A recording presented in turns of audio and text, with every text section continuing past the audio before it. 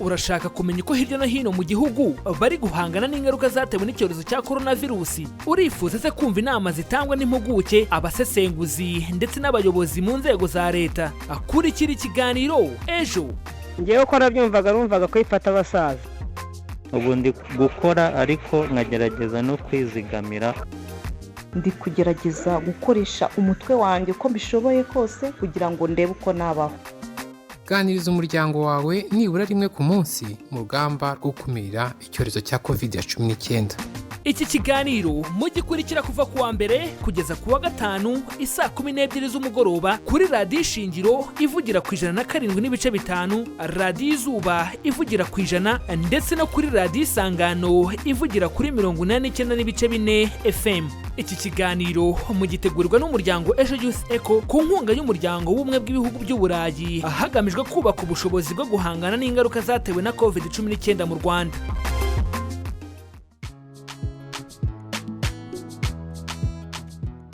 Ikaze mu kiganiro Ejo cy'uyu munsi. Iki ni ikiganiro cya gatatu mu biganiro 30 muzagezwaho n'umuryango Ejo Youth Echo ku nkunga y'umuryango w'ubumwe bw'ibihugu by'Uburayi hagamijwe kubaka ubushobozi bwo guhangana n'ingaruka zatewe na COVID-19 mu Rwanda. Mu kiganiro Ejo cy'uyu munsi turaganira ku buryo bwo guhererekanya amakuru kuri iki cyorezo hano mu Rwanda. Ngiye mugiye kubana mbagezaho iki kiganiro, nitwa Nicole Giraneza, Mizero Crispin ari ku buhanga bw'ibyuma, naho Roger Nigena ahagarariye iki kiganiro. Asobanukirwa uburyo bwo guhangana n'ingaruka zatewe n'icyorezo cya COVID-19 mu Rwanda mu kiganiro Ejo. Kuri ubu usanga bitakigoye ko umuntu amenya amakuru yaba yaho ari cyangwa yo mu mahanga. Bitewe n'uko uburyo bwo kubona amakuru busa nkaho bworoshye, usanga abantu batita mu kumenya isoko yaho bakura amakuru. Twaganiriye n'abaturage bo mu ntara y'Iburasirazuba mu turere twa Bugesera na Ngoma, batubwira aho bumvira amakuru kuri COVID-19 n'uburyo bayafata. Baganiriye na Noel Manishimwe. Amakuru uko nyamenya nafunguye telefone yanjye nkayumvira kuri radio cyangwa nkabona mu muhanda turimo turagenda. Tumba kuri radio nyine tukumva ko bikaze, tugomba kurebuka munwa, tukaba tutegerana nyine tukumva ko bikaze, tukarinda no kugenda ninjoro. Ndumva bari kubivuga nyine nk'abafite amaradio babyumvise. Nese ko nta radio nyira. Numva n'abantu na radio. Twebwe tuyabona kuri televiziyo tukayumva kuri radio. Yafata nyine nk'uko babitubwiye. Amakuru kuri COVID tuyumva kuri radio kubera yuko ikintu cyasohotse mu itangazamakuru buriya umuturage yumva ariko kuri gutomoye nyine kuri radio nyine ubwo nyine nkayumva abayakuye kuri radio nyafata nyine nk'uko nyine umuntu yakagombye kwimenya akirinda bumva bahabutse ahubwo kiriya cyorezo kirakaze. Aba baturage kandi banakomoza ku bihuha binyuranye bumvise kuri iki cyorezo. Ngo ifata abasaza ngo n'abakecuru ngo nibo abantu yibasira, ariko noneho twebwe twabonye byinshi ntawe simbuka nta n'uwirobanura. Ngo babonye ngo akantu kagasatsi ngo muri Bibiliya akavuga ngo barambure ngo bafite Bibiliya ngo benshi bakabonyemo. Nibyo bya mbere numvise ako gasatsi ukimara kukabona ngo gashyira mu mazi, ngo ayo mazi ngo urugo rwose rukayanywa cyangwa wenda n'uwagutembereye wenda nawe ukamuha. Byo numvise ngo niwo muti ngo n'urukingo ngo ni ko Imana yabitunga kamukingira. Sinabihamya kuko nta nakabonye nakaje nabonye. Ngewe ko numvaga kwifata abasaza ariko n'abasore n'abana bose rabafata. Barakoze cyane aba baturage kudusangiza ibitekerezo byabo. Nawe duteze amatwi dusangiza igitekerezo cyawe, ingero cyangwa inyunganizi kuri telefone igendanwa ariyo 07 28 02 82 32 cyangwa kuri 07 87 58 14 11. Wadusanga kandi no ku mbuga nkoranyambaga arizo Instagram, Facebook na Twitter wandika Ejo Youth Echo. Asobanukirwa uburyo bwo guhangana n'ingaruka zatewe n'icyorezo cya COVID-19 mu Rwanda mu kiganiro Ejo. Reka dukomereze ikiganiro cya none ku buhamya bwa Mugiraneza Fabien wo mu karere ka Ngoma uvuga ko yagizweho ingaruka no kumva amakuru atari ukuri ku cyorezo cya COVID-19. Ni mu kiganiro kigufi yagiranye na mugenzi wacu Noel Manishimwe. Mbere yaguma mu rugo nibwo watangira kumva ngo ni indwara ngo yibasiye abazungu, ngo abirabura ntishobora kubafata, mbese ukumva ko ari icyorezo kiri ku isi ariko kitagera mu Rwanda, birangira no mu Rwanda kitugezemo. Ntago cyatugezemo gusa ahubwo cyaranatwishe. Harabo kiri kwica n'uyu munsi kandi nabo nabirabura. Barongera baravuga ngo ni icyorezo ngo kiri kwibasira ngo abasaza, ngo abantu batoya ngo ntigishobora kubafata. twumvishe n'abana b'impinja cyafashe. Urumva ibyo ni ibintu by'ibihuha.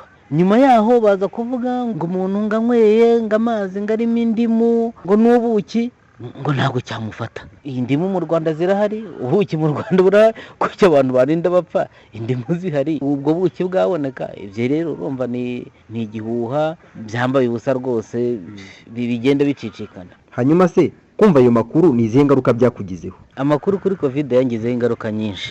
Mu gihe cya mbere narabikurikiranaga cyane umunsi ku munsi, nkumva ngo mu Butaliyani ngo bimeze gutya na gutya, ukumva ngo hari abantu basimbutse amayetaje ngo biyahuye, ukumva ngo umuryango ngo w'abantu kanaka ngo washize, ngo abonye asigaye wenyine, ngo ababyeyi bapfuye, ngo umwana yapfuye, ngo umugore yapfuye, ngo umuntu asimbutse etaje ngo yikubise hasi. Njye narabyumvaga rero nkumva binteye ubwoba cyane. Narasinziraga nahumbitse gatoya nkimagina wa muntu asimbutse aguye, nkahita nkanguka. Byambayeho iminsi myinshi rwose ko numva ntatekanye kubera ayo makuru nagendaga nakira kuri covid. Abantu bapfuye, imibare y'ibihumbi abantu bashize.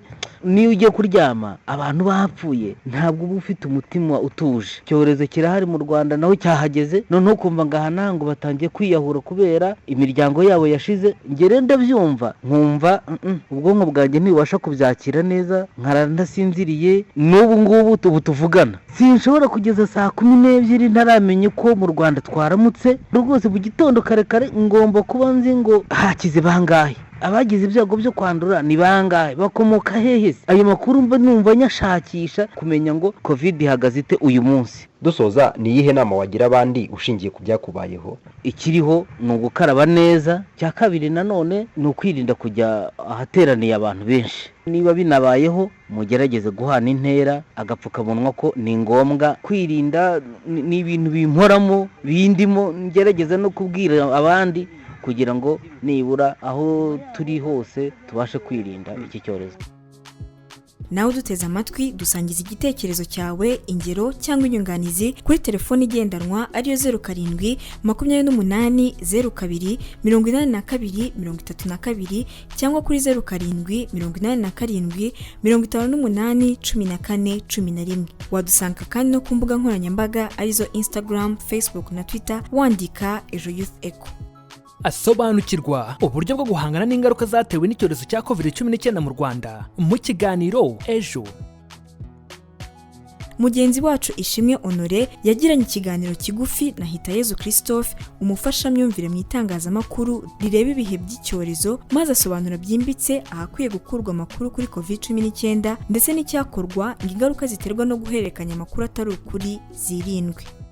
Amakuru ajyanye na COVID-19 ahantu hizewe dukwiye kuhakura mbere ni mu nzego z'ubuvuzi. Ni Minisiteri y'Ubuzima, ni ikigo cy'igihugu gishinzwe ubuzima RBC, yaba ku mbuga zabo nkoranyambaga, website yabo, n'amakuru ubwabo abayobozi b'izo nzego bagenda batanga. Ayo niyo makuru bundi yizewe, cyangwa se mu zindi nzego za leta bitewe n'amakuru yariyo. Ubundi COVID-19 ni science ishingiye ku bumenyi. Hari igihe ujya kubona ukabona ama screenshot kuri WhatsApp, ukabona ni nk'ifoto yitangazo cyangwa se y'amabwiriza runaka bafotoye arimo arakwirakwira ku mbuga nkoranyambaga, ukaba wagira ngo ni ukuri. Ikintu ugomba kureba bivuga ngo ayo makuru yavuye hehe, yatanzwe nande, ashingiye kuki. Ubwo nuyakwirakwiza urabutije umurindi ibihuha, kuko amakuru y'ibihuha arica nayo ubwayo. Tuvuge niba umuntu bamubwiye yuko tungurusumu ifasha umuntu kugira ubudahangarwa ntabe yarwara covid, umuntu akayifata cyangwa se indimu cyangwa se ibindi bivugwa byose, icyo gihe akumva yuko afite ubwirinzi kuko yari ibyo, kuko yabikuye hirya no hino ku mbuga nkoranyambaga. Rero amakuru yose agomba kuba ashingiwe ku bushakashatsi kandi ashingiye kuri siyanse inzobere mu buzima ziba zaragaragaje. Rumwe mu bakunze gukurikirana icyorezo cya COVID-19 kuva cyagira mu Rwanda na mbere yuko kigera mu Rwanda, wabonye ute ihererekanya amakuru kuri iki cyorezo? Izi mbuga nkoranyambaga, WhatsApp, iki hanyuzeho amakuru menshi cyane adafite ashingiye. Ukajya kumva ngo muganga ngo mu Bushinwa ngo yagaragaje umuti, ngo yagaragaje urukingo, byo kubeshya bidafite aho bishingiye, kandi nta rukingo rwakwemezwa rutemejwe n'ishami ry'umuryango w'abibumbye ryita ku buzima. Rero amakuru atari ukuri yarakwirakwijwe no mu Rwanda, n'ubu ngubu biracyahari. Izaba sosiyete sivile, ba leta, imiryango mpuzamahanga bashyire ingufu mu gutanga ubutumwa bw'ukuri. Asobanukirwa uburyo bwo guhangana n'ingaruka zatewe n'icyorezo cya COVID-19 mu Rwanda mu kiganiro ejo. Reka noneho dufate umwanya twumva agace ka gatatu k'ikinamico Sigasira, turagaruka mu kanya. Iyumvire igice cya gatatu cy'ikinamico Sigasira. Duherukana umwiryana ari wose hagati ya Ruzindana n'umugore we Mukesha bapfa umwana wabo Madudu wavukanye ubumuga. Naho Dansira atiyumvisha impamvu umuco wo kuramukanya ucika. Ubu bimeze bite? Wicikwa.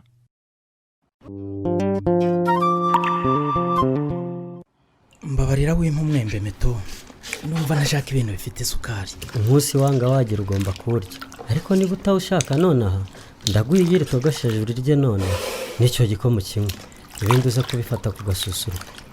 Ariko ubundi Meto, ndakumva ko nzi ko udakora akazi gahambaye, nanjye kanjye k'ubwarimu mu mashuri abanza kakaba karahagaze aho koroniziye, nkaba nta n'iritoboye mpembwa, ukuraho amafaranga yo kungurira ibyo byose. ibi ntibikaguhangayikishe ntuzi se ko nkora muri koperative y'ubuhinzi n'ubworozi y'icyitegererezo muri Cyarutare? Ibyo ndabizi. Rero hariya simbura gutahana inanasi imwe cyangwa umwembe umwe cyangwa amagi abiri byo kukondora, cyane ko biba biri hariya bipfa ubusa, ko amasoko yabaye make cyane. Yewe mama warakoze cyane. Dore mu byatumye ndemba harimo kuba narahagaritse imiti igabanya ubukana bwa virusi itera sida muri iriya minsi ya korona yose ya mbere. Naho nyifatiye buri ubushobozi bwo kurya neza nuko mbintere. None se ubundi ni iki cyagukuye iwawe? Meto, jya ku kazi ntagukereza, uzaba ubimenya. Muke ese Fisari ariko si we mbaza wa mugore we? Ese ubwo urumva utambaza ubusa Ruzinda? Wahise si umuhungu wawe wamushatse? Ahaha, tubireke sinshaka kujya ku rugero ntonganye nawe ntavaho nkora impanuka. Muri make ngo ntagutera umwaka? Si ibyo mvuze, ndashaka kugenda roho yanjye ikeye. Ese ubundi we ntujya kuri koperative? Ngiye gukora iki se? Hari akazi kariyo ko n'umusaruro ari ntica ntikize n'amasoko akaba mbarwa. Cyagenze bite se? Ugiye kunsharakira hese none? Kandi wa mugore urashotorana. Ni impamo y'Imana umunsi umwe uzankoresha amakosa nisange naguteye urushyi. Kandi uzabibona. Ruzinda, naho bigeze ugeze aho utekereza ko nkubita?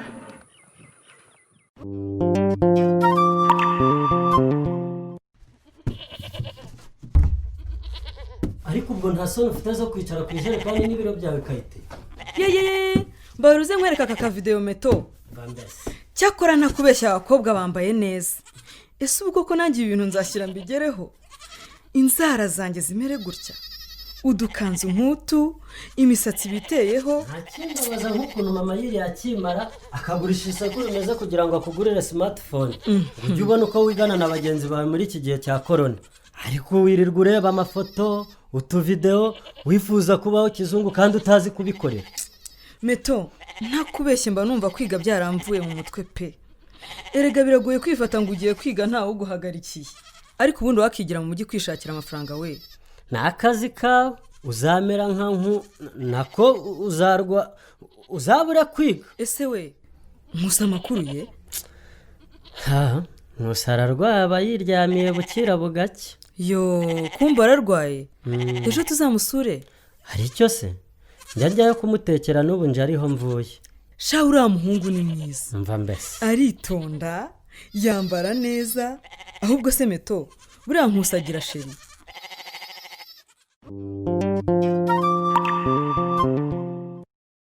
Amba, aho ukuntu Kayitesi ataka Nkusi, nta kindi kibiri inyumara, ariko kandi kuri we, ngo ibyo kwigira ku ikoranabuhanga atari mu ishuri ntibimushishikaje. Aka kazi se, kuko azajya kugashaka? Naho ubutaha. Reka twese hamwe dusigasira amagara yacu, ntaba ari nge cyangwa wowe ukwirakwiza COVID-19. Twinjiye muri wa mwanya mwiza wo kumva ibitekerezo mwatugejejeho muri iki kiganiro tugiye kugezwaho na mugenzi wacu Christelle Wikeza. Ngo ikaze muri studio Christelle.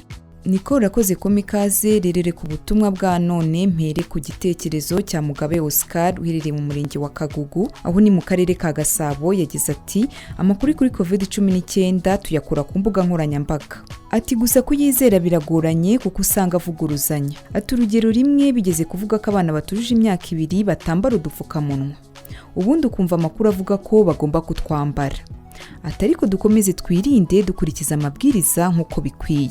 Naho Gasasira Theogene yagize ati ibya COVID-19 ibyayo byaratuyobeye pe kuko amakuru n'imyirondoro ku barwayi COVID-19 ntayo wamenya gusa icyo twishimira nuko abantu barushaho gusobanukirwa uburyo bwo kuyirinda naho amakuru nyizera uko nyabonye kuko nizera ubuyobozi bwacu. Dukomeza Evode avuga ko amakuru kuri COVID-19 ayabona binyuze kuri radio, televiziyo ndetse n'imbuga nkoranyambaga.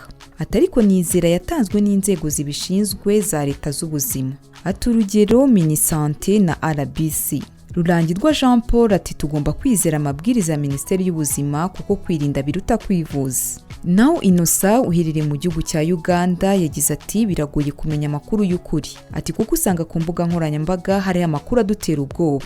Hakaba nandaza avuga ko nta COVID-19 ihari ari ukubeshya. Gusa twebwe tumenye ko COVID-19 ihari kandi ari indwara mbi.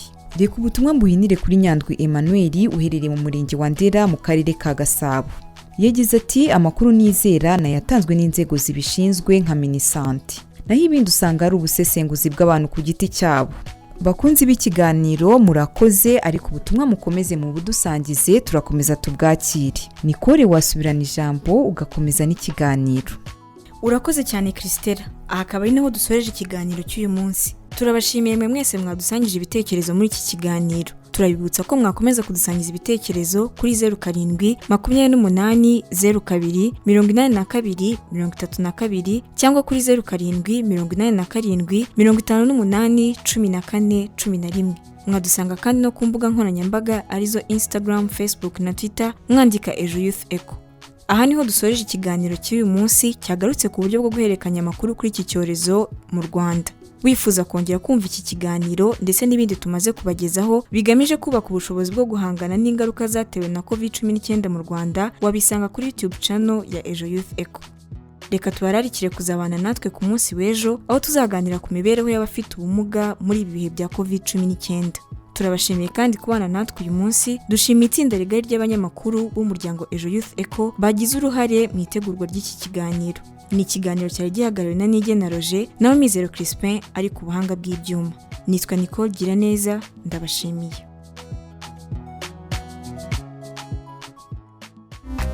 Urashaka kumenya uko hirya no hino mu gihugu bari guhangana n'ingaruka zatewe n'icyorezo cya coronavirus? Urifuza se kumva inama zitangwa n'impuguke, abasesenguzi ndetse n'abayobozi mu nzego za leta? Akurikira ikiganiro Ejo.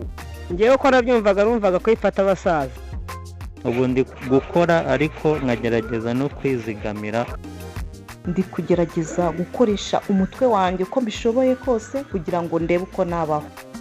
Ganiriza umuryango wawe nibura rimwe ku munsi mu rugamba rwo gukumira icyorezo cya COVID-19. Iki kiganiro mugikurikira kuva kuwa mbere kugeza kuwa gatanu isaa 12 z'umugoroba kuri Radio Shingiro ivugira ku 107.5, Radio Izuba ivugira ku 100 ndetse no kuri Radio Isangano ivugira kuri 89.4 FM. Iki kiganiro mugitegurirwa n'umuryango Ejo Youth Echo ku nkunga y'umuryango w'ubumwe bw'ibihugu by'Uburayi hagamijwe kubaka ubushobozi bwo guhangana n'ingaruka zatewe na COVID-19 mu Rwanda.